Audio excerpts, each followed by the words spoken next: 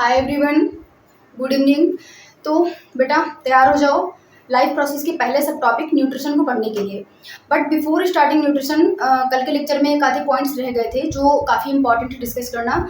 कल हम लोगों ने काफ़ी चीज़ें डिस्कस की, मतलब लिविंग के कैरेक्टर्स हमने डिस्कस किया है ना, कि जो लिविंग होगा वो ग्रोथ करेगा, मेटाबॉलिज्म करेगा, कॉन्शियसनेस होगी उसके अंदर, लोकोमोशन, मूवमेंट, खाना पीना, एवरीथिंग सब कुछ डिस्कस किया। बट हमने ये डिस्कस नहीं किया था कि ऐसी कौन सी चीज़ है जो किसी भी ऑब्जेक्ट को लिविंग बनाती है और किसी को नॉन लिविंग बना देती है। Like my water bottle non living है, ये मार्कर कैसा है, नॉन लिविंग है ना। ये तो चलो ऑब्जेक्ट्स की बात हो गई है ना।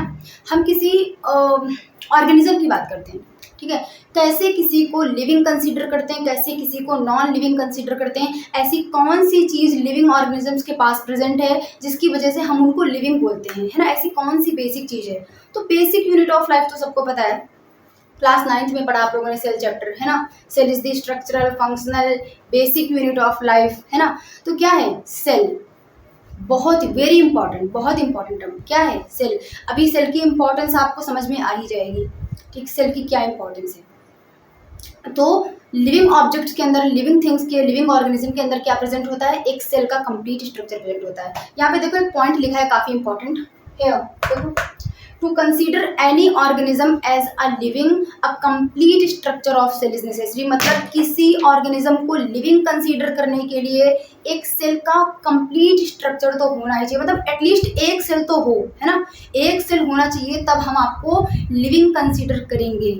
और इस बात का सबसे बड़ा अगर किसी को दुख है ना तो वो है ये भाई साहब, वायरस। इस बात से सबसे ज़्यादा कोई परेशान है ना तो वायरस परेशान है कि यार मैं इतना पावरफुल हूँ, मैं इतना ज़्यादा पावरफुल हूँ कि अगर मैं अपने पे आ जाऊँ ना तो न जाने कितने लोगों की जान लेके चला जाऊँ। जितनी डेंजरस बीमारियां हैं, एड्स ले लो, कैंसर ले लो, cancer is also a viral disease, है ना। अभी हाल ही में हम लोगों ने एक महामारी को फेस किया है जिसका नाम है कोरोना। अब कोरोना ने कितना विनाश किया है ये तो बताने की ज़रूरत नहीं है, खैर मेरे को, है ना। एवरीवन नोज, सबको अच्छी तरीके से पता है, वायरल डिसीज़ थी। तो वायरस इसीलिए गुस्सा रहता है हमेशा, कहता कि यार इतना पावरफुल हूँ मैं कि मतलब हजारों लाखों में अगर अपने उस पर आ जाऊँ तो कितने लोगों को मैं मार के चला जाऊँ। उसके बावजूद मेरे को नॉन लिविंग बोल रखा है ना। वायरस को बायोलॉजी ने वायरस को नॉन लिविंग बोला है, इसको लिविंग कंसीडर नहीं किया है। क्यों? इसको इस बेचारे को, वायरस को जो है क्लासिफिकेशन में जगह नहीं दी है। RH विटेकर ने जो अपना क्लासिफिकेशन सिस्टम दिया उसमें वायरस को कोई जगह नहीं मिली, बैक्टीरिया को मिली है, वायरस को जगह नहीं मिली। उसका रीज़न क्या है, इसके पास सेल का कंप्लीट स्ट्रक्चर नहीं है। बायो ये एक्चुअली बायोलॉजिकली अनफिट है, समझ रहे हो। बायो की भाषा में मतलब बायो के हिसाब से ये फिट नहीं है। बायो कहती है अगर आपको अपना वजूद बनाना है मेरी दुनिया में तो आपके पास एक सेल का स्ट्रक्चर तो होना चाहिए, ठीक। आपको एक सेल अपने अंदर, मतलब आप सेलुलर हो, आपके पास एक सेल होना चाहिए। और बायो कहता भाई मेरे पास सेल नहीं है, मुझे अपने आप को एक्टिवेट करने के लिए एक होस्ट की बॉडी चाहिए, ठीक। मैं इंडिपेंडेंटली एग्जिस्ट नहीं कर सकता हूँ क्योंकि मेरे पास सेल नहीं है। और इसीलिए जो है वायरस को नॉन लिविंग कंसीडर किया है, just because virus is a cellular, इसके पास सेल का कंप्लीट स्ट्रक्चर नहीं है, ठीक है। तो चलो अब हम बात करते हैं on the basis of cell. अब देखो जिसके पास सेल का स्ट्रक्चर नहीं वो एसेलुलर हो गए तो उनकी तो कोई बात ही नहीं। तो अब क्या होगा, सेल के बेसिस पर, on the basis of presence of cell, organism कितने टाइप के होंगे, 2 टाइप्स के होंगे, आइदर यूनिसेलुलर आइदर मल्टीसेलुलर, है ना। तो यूनिसेलुलर मतलब क्या, प्रेजेंस ऑफ सिंगल सेल, है ना। लाइक अमीबा, पैरामीशियम, ये सारी चीज़ें हो गई जो हम लोग बचपन से पढ़ते आ रहे हैं, 5th-6th स्टैंडर्ड से पढ़ते आ रहे हैं। यूनिसेलुलर क्या है, मल्टी सेलुलर क्या है। अगर ऑर्गेनिज्म के अंदर एक सिंगल सेल प्रेजेंट है तो वो है यूनिसेलुलर, अगर बहुत सारे सेल्स प्रेजेंट हैं तो वो क्या है, मल्टी सेलुलर, ठीक है। मल्टी सेलुलर में हम हो गए, अपनी हमारी बॉडी हो गई, हम हो गए, हमारी बॉडी में कितने सेल्स प्रेजेंट हैं, कोई गिनती है, million billion trillion of cells present है, तब जाकर के हमारी पूरी बॉडी बनी है, ठीक है। तो यूनिसेलुलर और मल्टी सेलुलर की बात तो अपनी हो गई है यहाँ पे, ठीक है। लिख लो इसको फटाफट से, जल्दी से कॉपी कर लो इसको।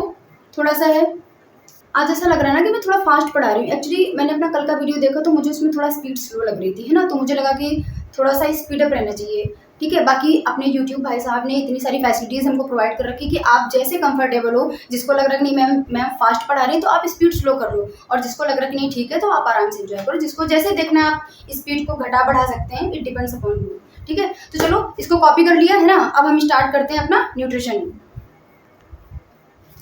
हाँ बेटा, तो व्हाट इज न्यूट्रिशन, क्या होता है न्यूट्रिशन?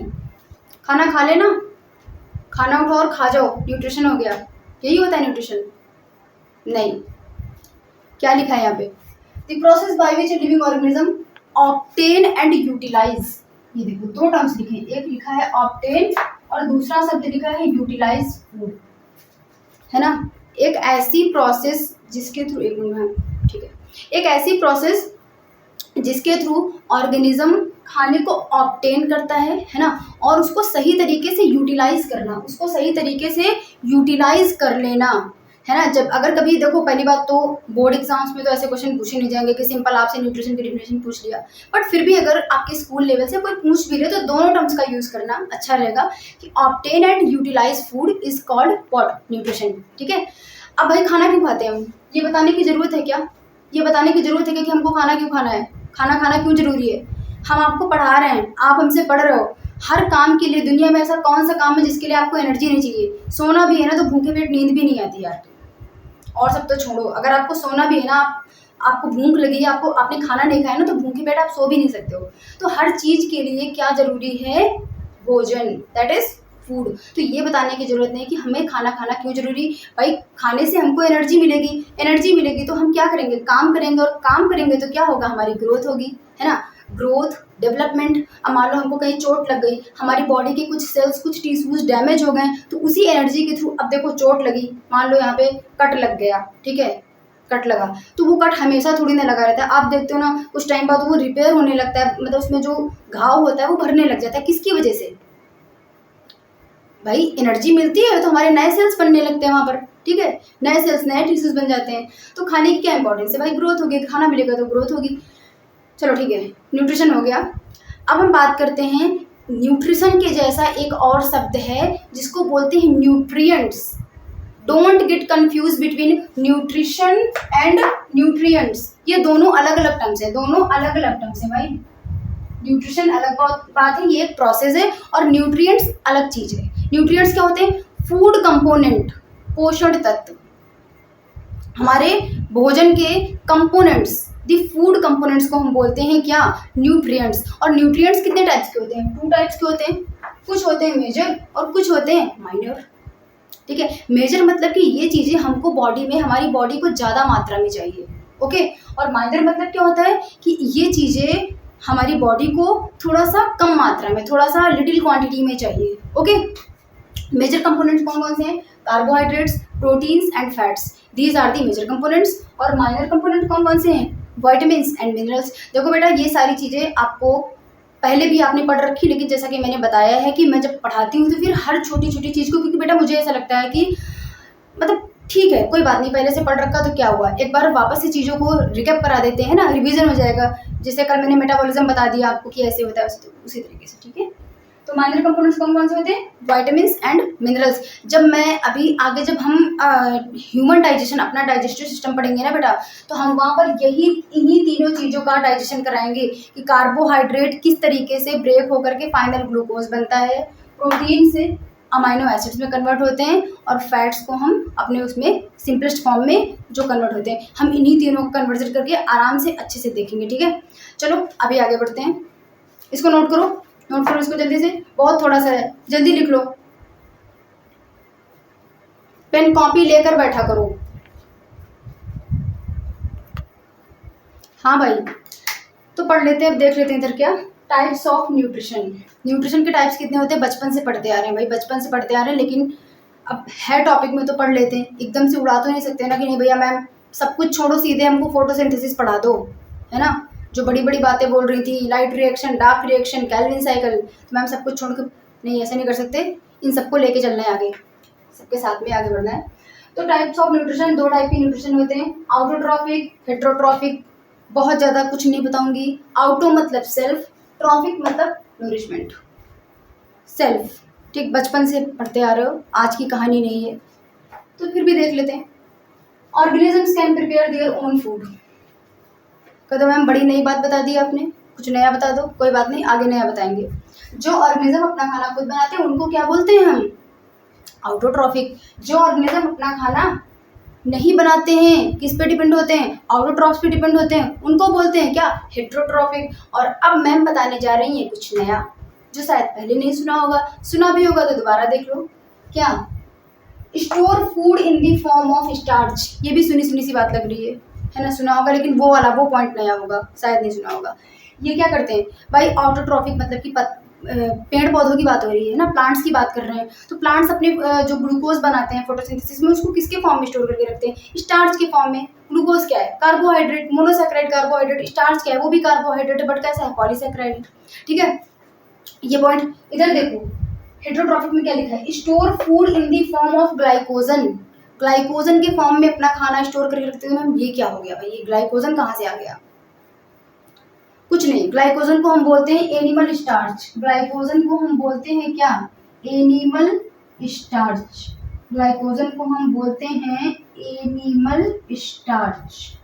ठीक है, हमारी बॉडी में जो फूड हमारी बॉडी में जो फूड स्टोर होता है स्टार्च के फॉर्म में नहीं, ग्लाइकोजन के फॉर्म में बोलते हैं। इसलिए ग्लाइकोजन को बोला जाता है कि एनिमल्स का स्टार्च होता है क्या? ग्लाइकोजन। ठीक है, इसके बारे में बहुत डिटेल में नहीं जाएंगे, है ना, नहीं तो फिर हमें जो पढ़ना है वो रह जाएगा।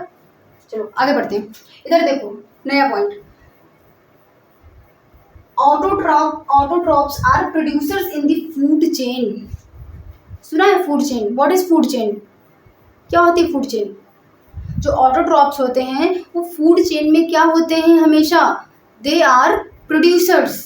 ठीक है, देखो सीधी सी बात है भाई, ऑटोट्रॉप खाना बना रहे हैं मतलब प्रोड्यूस कर रहे हैं, तो जो प्रोड्यूस करेगा उसी को हम बोलेंगे ना प्रोड्यूसर। यहाँ पे देख लो, देखो फूड चेन, फूड वेब, इन सब के पीछे परेशान नहीं होना है। अपने क्लास 10th के सिलेबस में अवर एनवायरनमेंट नाम का चैप्टर है, जहाँ पर तरह तरह की फूड चेन, फॉरेस्ट की फूड चेन, इकोसिस्टम की फूड चेन, ये फूड चेन, वो फूड चेन, हर तरीके की फूड चेन पढ़नी है। हवा में कौन सी फूड चेन चलती है, जमीन में कौन सी फूड चेन चलती है, सारी फूड चेन्स पढ़ेंगे।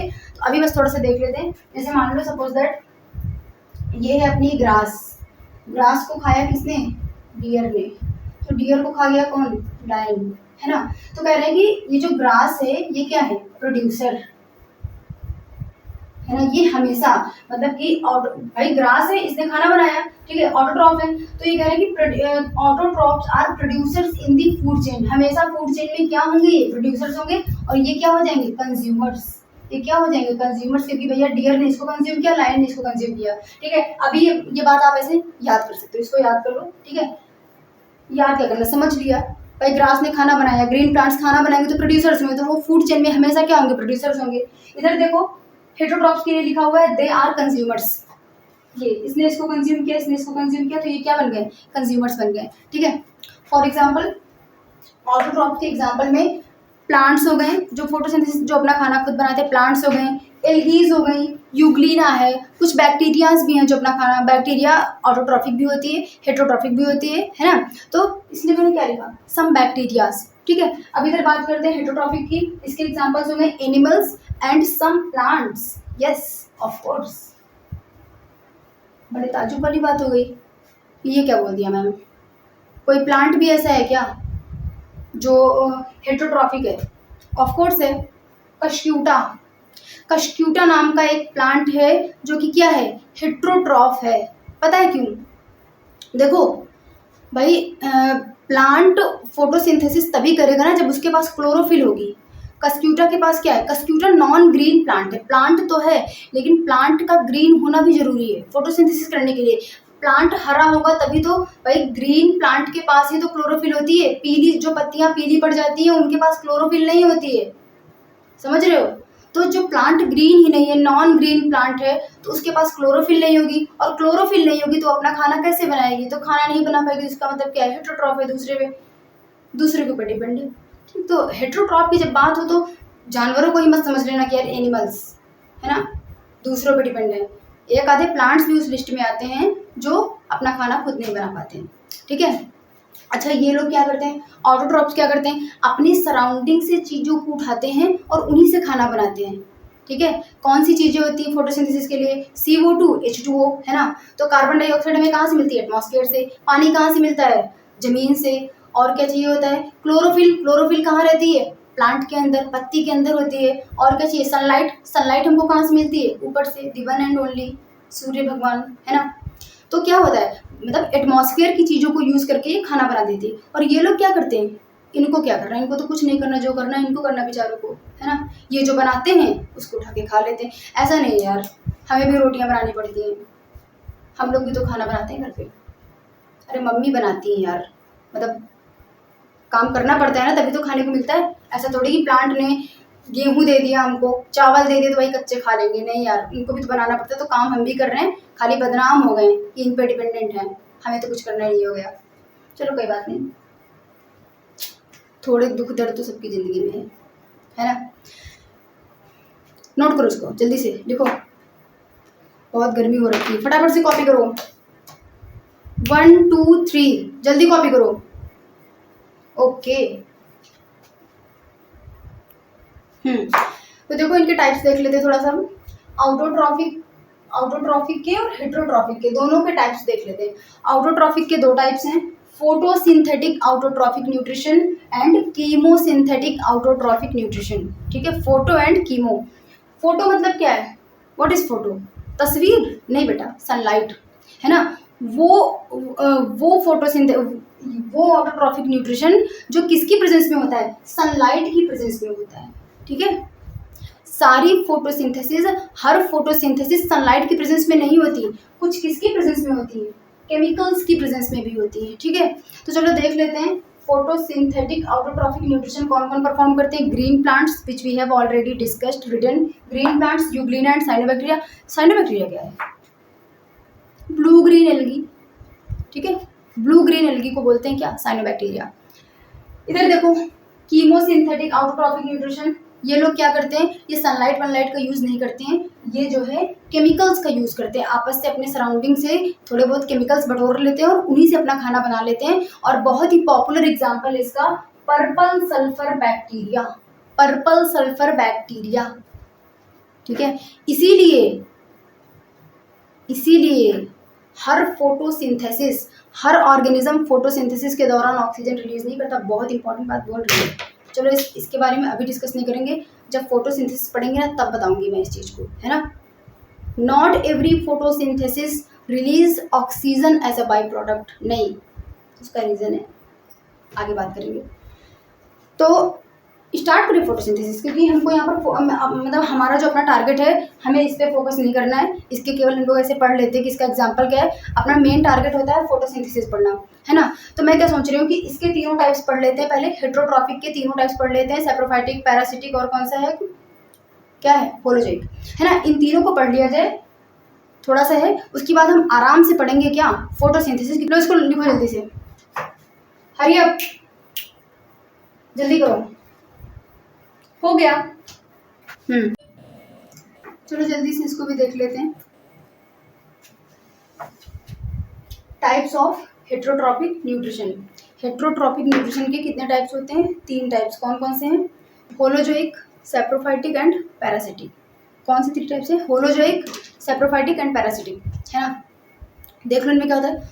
होलोजोइक में क्या होता है? Organism feed by ingesting solid organism, जो भी लिखा हुआ है, जो लिखा है उसको कॉपी कर लेना। अभी क्या समझ लो जो मैं बोलने जा रही हूँ, है ना। ऑर्गेनिज्म होलोजोइक वाले क्या करते हैं? अरे हम लोग जैसे अपन क्या करते हैं, हम लोग क्या करते हैं, हम खाने को उठाते हैं, खा लेते हैं अंदर, है ना। पहले अंदर खा लेते हैं, उसके बाद जो तोड़ना कुचलना जो करना होता है सब अंदर ले जाके करते हैं उसको, है ना। मतलब मुंह के अंदर चला जाता है एटलीस्ट, तब अपनी बकल कैविटी से डाइजेशन स्टार्ट हो जाती है। ऐसा तो नहीं करते ना हम कि लो भाई आधा बाहर तोड़ लें आधा अंदर तोड़ेंगे, है ना। ये सब काम हम लोग नहीं करते, ठीक। वी आर नॉट जॉम्बीज, ठीक है, वी आर नॉट जॉम्बीज। अब सोच रहे हैं मैम जॉम्बी को क्यों बदनाम कर रही हो, अभी आगे आगे पता चल जाएगा कि जॉम्बी नाम क्यों लिया मैंने यहाँ पर। तो हम लोग क्या करते हैं, होलोजोइक, हम लोग अपने फूड को क्या करते हैं, देखो क्या लिखा है, feed by ingesting solid organic matter. Solid organic matter क्या? अरे फोटोसिंथेसिस में जो खाना बनता है ग्लूकोज, वो क्या है? ऑर्गेनिक कंपाउंड ही तो है। तो हम लोग वही ऑर्गेनिक सॉलिड ऑर्गेनिक मैटर को क्या करते हैं? इंजेस्ट कर लेते हैं, खा लेते हैं। जब पेट के अंदर अपना मतलब मुंह के अंदर पहुंच जाता है और बकल का, आपको पता है कि अपनी डाइजेशन का प्रोसेस जो होता है वो बकल कैविटी से स्टार्ट हो जाता है, ठीक है। तो अंदर जाकर के सब कुछ अंदर डाइजेस्ट भी होता है, अंदर ही अब्जॉर्ब होता है। इस टाइप के न्यूट्रिशन को बोलते हैं होलोजोइक। खाना अंदर जाए और अंदर ही डाइजेस्ट और अंदर ही अब्जॉर्ब हो, इसको बोलते हैं holozoic mode of nutrition shown by us human animals. Animals सारे टाइप के, आइदर वो हर्बीवोर्स हो, कार्निवोर्स हो, ओमनीवोर्स हो, ठीक है। हर टाइप के एनिमल्स कौन सा न्यूट्रिशन शो करते हैं? होलोजोइक, ठीक है। यहाँ देखो एग्जाम्पल के, काउ, गोट, टियर, लायन, टाइगर, डॉग, हर टाइप के हर्बी, ओमनी, कार्निवोर सभी क्या शो करते हैं? होलोजोइक। अब बात करते हैं सैप्रोफाइटिक। किसकी बात करें? सैप्रोफाइटिक। अभी बताऊंगी मैंने ज़ॉम्बी का नाम क्यों लिया था वहाँ पे। ये लोग क्या करते हैं? Feed on dead and decaying matter. सबसे पहली बात तो सड़ी गली चीज़ों को खाते हैं, है ना। सबसे पहली बात तो क्या? सड़ी गली चीज़ों को खाते हैं, ठीक है। वैसे बहुत वेरी इंपॉर्टेंट, इनकी अपनी बहुत इंपॉर्टेंस है भाई। अगर डिकम्पोजर्स नहीं होंगे ना हमारे एनवायरनमेंट में तो जीना दूर हो जाएगा। अगर हमारे वातावरण में डिकम्पोजर्स ना हो, फंगस वगैरह ना हो तो जीना दूर हो जाएगा, इतना पोल्यूशन हो जाएगा, समझ रहे हो। ये जो दिन में न जाने कितने कीड़े मकोड़े मरते होंगे, ठीक है। कुछ टाइम बाद देखते हैं तो क्या होता है? गायब हो जाते हैं, पड़े नहीं रहते परमानेंट। किसकी वजह से? डिकम्पोजर्स की हेल्प से, ठीक है। Food is digested externally and then nutrients are absorbed. ये लोग क्या करते हैं? अपने खाने को, आपने देखा होगा कि कोई ऑर्गेनिज्म जैसे मर गया, कोई कीड़ा मकोड़ा है, तो उसके अराउंड में अजीब सी चींटियां आ जाती हैं, है ना। वो क्या करती है? उसको खाने, मतलब उसको वही ब्रेक करने लग जाती हैं। ये लोग क्या करते हैं? मतलब खाने को बाहर ही पहले ही डाइजेस्ट कर लेते हैं, वही छोटे छोटे टुकड़ों में उसको डिवाइड। डाइजेशन मतलब क्या है? हम कॉम्प्लेक्स चीज को ब्रेक कर रहे हैं ना, हम बड़ी चीज को छोटे छोटे टुकड़ों में बांट रहे हैं, डिवाइड कर रहे हैं, यही तो है डाइजेशन। तो ये लोग क्या करते हैं? पहले ही उसको बॉडी के बाहर ही डाइजेस्ट कर लेते हैं, देन फिर न्यूट्रिएंट्स को अब्सॉर्ब करते हैं, ठीक है। हमने क्या किया था? खाना अंदर खा लिया, डाइजेस्ट भी अंदर करेंगे, अब्सॉर्ब भी अंदर करेंगे। सैप्रोफाइट्स क्या करते हैं? खाने को डाइजेस्ट बाहर कर लेते हैं, केवल न्यूट्रिएंट्स को अब्सॉर्ब करते हैं अंदर, है ना। अब बात करेंगे ज़ॉम्बी। ज़ॉम्बी का नाम क्यों लिया? तो पहले इसके एग्जांपल देख लेते हैं, कौन कौन ऐसा करता है। फॉर एग्जांपल, कहाँ गए? फंगस, डिकम्पोजर्स, यीस्ट, कुछ बैक्टीरिया भी है, जैसे कि एक बैक्टीरिया का नाम है E coli. E stands for Escherichia, Escherichia coli. और मशरूम भी इसी कैटेगरी में आता है। Mushroom is also decomposer. तो जॉम्बी का नाम इसलिए लिया बेटा क्योंकि जॉम्बी एक फंगस है ना। और फंगस क्या होते हैं? सैप्रोफाइट्स होते हैं। तो भैया अब जॉम्बी फंगजाई है तो यहीं पर गिनी जाएगी ना, यहाँ तो चली नहीं आएगी, इसलिए मैंने जॉम्बीज को बोला, ठीक है। मूवीज वाले मत, उनकी बात नहीं कर रहे हैं, जो भी है, मैं तो जॉम्बी जो फंगजाई है उसकी बात कर रही हूँ। तो चलो अब बात करते हैं पैरासिटिक की, है ना। पैरासिटिक हेट्रोट्रॉफिक न्यूट्रिशन क्या होता है? पैरासाइट्स सिर पे जुए पड़ गए, अभी नहीं बचपन में पढ़ते थे, पढ़े मेरे भी यार। कितने लोगों को ऐसा लगता है कि सिर पे जुएं पड़ने का मतलब ये है कि आपके सिर पे गंदगी है? नहीं, सिर पे जुएं पड़ना भी एक डिजीज़ है। क्लास 9th के जिन बच्चों ने मुझसे डिसीज़ वाला चैप्टर पढ़ा है, अगर आपको याद हो तो मैंने वहाँ पे बताया था कि ये एक बैक्टीरियल डिसीज़ है। आपके सिर के ऊपर जुओं का पड़ना, लाइस का पड़ना क्या है? ये एक डिसीज़ है, बैक्टीरिया के थ्रू कॉज होती है, ठीक है। तो वो जुएं क्या है हमारे लिए? जुएं पैरासाइट्स हैं, है ना। और हम उनके लिए क्या है? होस्ट। देखो डेफिनेशन में क्या लिखा है? Obtain nutrients from living organisms host without killing them. मतलब कि ये हमारे, देखो हमारे सिर पे जो जुएं हैं ये हमारे ऊपर रहते भी हैं, है ना। और हमसे अपना न्यूट्रिएंट्स भी अब्जॉर्ब करते हैं, लेकिन हमको मारते नहीं है। ऑफ कोर्स नुकसानदायक है भाई, सिर पे बहुत जुएं पड़ेंगे तो क्या होगा? दिमाग खराब होगा और कुछ नहीं होगा, खुजली होगी, 10 लोग के बीच में बैठे रहेंगे, ऐसे ऐसे खुजली करते रहेंगे, अच्छा लगता है क्या? है ना, इट सीम्स ऑकवर्ड। तो क्या है भाई, हमें लेकिन मार तो नहीं रहे, हमसे खाना पानी ले रहे हैं, हमारे में रहते भी हैं हमारे ऊपर, लेकिन क्या है, हमको मार भी नहीं रहे, विदाउट किलिंग, ठीक, विदाउट किलिंग अस। तो फॉर एग्जांपल ये सिर पे जुएं पड़ना, टिक्स कुत्तों के, है ना, जानवरों के टिक्स हो जाते हैं, और लीचेस, जोंक, ये सब क्या है?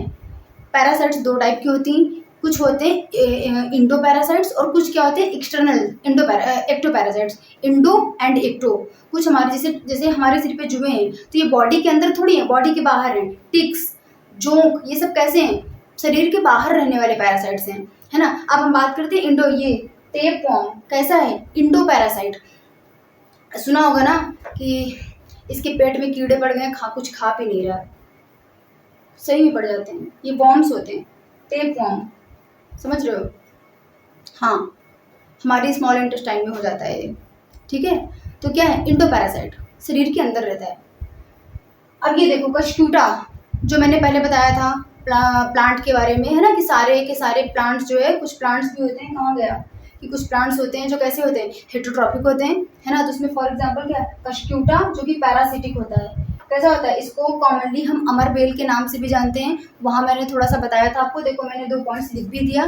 क्यों कशक्यूटा हेटरोट्रॉपिक क्यों होता है, क्योंकि ये नॉन ग्रीन होता है ना, ऑलरेडी एक्सप्लेन कर चुके हैं, और लैक क्लोरोफिल, ग्रीन नहीं है तो क्लोरोफिल नहीं है, ठीक है। ओके, हो गया इतना,